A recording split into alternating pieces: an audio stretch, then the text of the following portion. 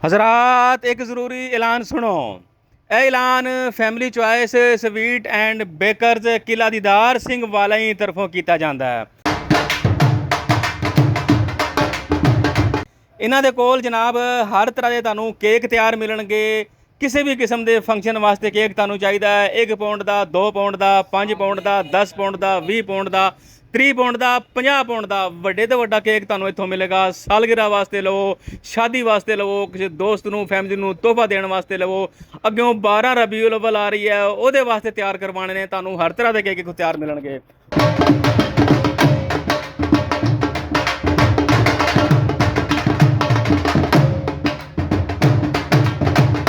और बेकरी ਦੀਆਂ ਸਾਰੀਆਂ ਆਈਟਮਾਂ ਤੁਹਾਨੂੰ ਇੱਥੋਂ ਮਿਲਣਗੀਆਂ ਜਨਾਬ। ਇਹ ਵਾਲੀ ਜਿਹੜੀ ਹੈ family choice and sweets and baker ਕਿਲਾ ਦੀਦਾਰ ਸਿੰਘ ਪੁਰਾਣੇ ਡਾਕਖਾਨੇ ਵਾਲੀ ਇਜਾਜ਼ ਮਾਰਕੀਟ ਦੇ ਬਿਲਕੁਲ ਸਾਹਮਣੇ ਮੌਜੂਦ ਹੈ।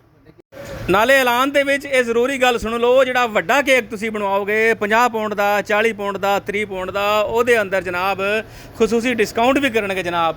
ਲਿਹਾਜ਼ਾ बर वक्त ਆਰਡਰ ਦਿਓ, ਆਪਣਾ ਮਾਲ ਤਿਆਰ ਕਰਾਓ।